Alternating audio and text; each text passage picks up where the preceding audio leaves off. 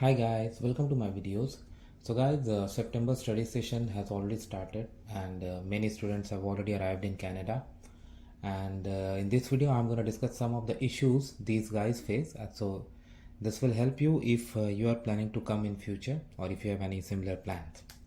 So I have spoken to a few of them and some of them are living in my neighborhood too. And I have spoken to them in details, like they have described the problems they have to get through.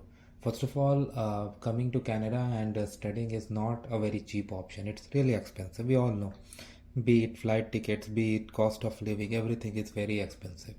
So, a lot of them end up in living in some very precarious conditions. Yeah, that's true. It's reality. You may say it's against the law, but many people are doing it because they have no option.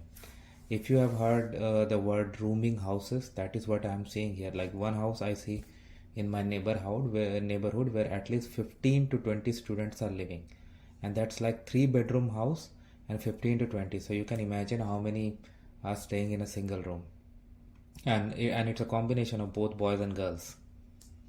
So this is happening all the way across.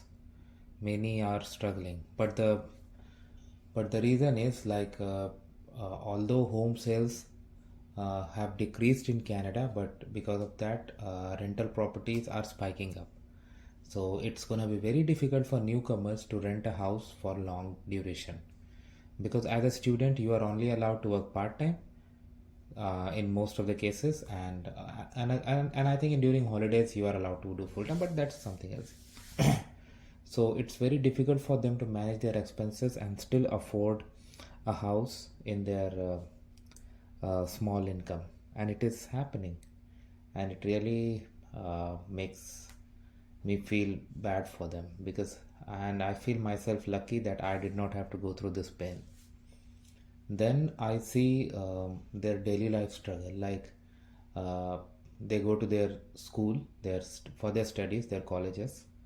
Then they have fixed times for their appointments, or you can say employment. Some of them are working in Tim Hortons, some of them are working at a restaurant, at many places, because they have like 20 hours. So they are working over there.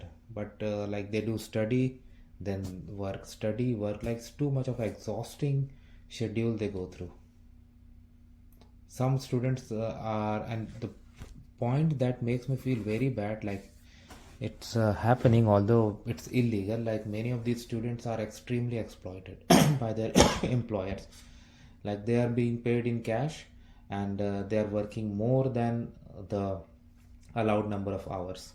And this is not just one or two cases, there are so many cases. Some have been caught, some have not been caught, but it is happening. We all know it happens at many places. So that's why I don't want to cite some examples of some recent cases, although there are cases, and if you do Google you will find that out. It's not something hidden or rare. It is happening, but like this is what it is now. So this is also, I feel so bad, like working overtime and then getting less paid, but what else they can do? They have to uh, live with it.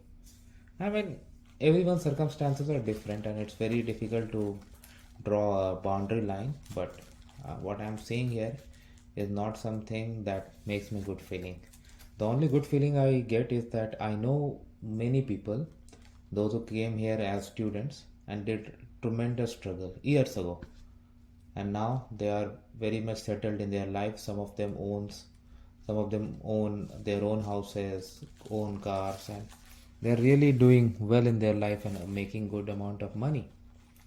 Another thing that I would suggest to students is, like while you are studying, try to build up strong network. Okay, I mean, I don't want you to, again, it's your personal choice, and what I'm going to say is my personal suggestion.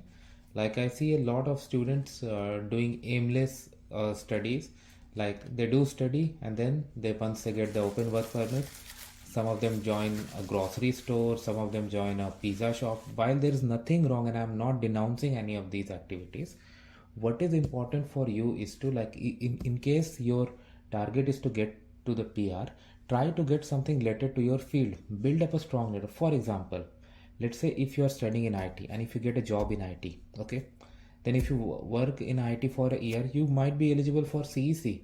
Then after a few years, you won't be struggling for documents for LMIA or some help from someone else for PR. Like I see students struggling for that. That really is something people should plan, because I have seen some students, those who have planned well, and they have achieved well. Like what they did, like they studied, and after completing their studies, they did good jobs because they made strong networks, and then they easily got the PR.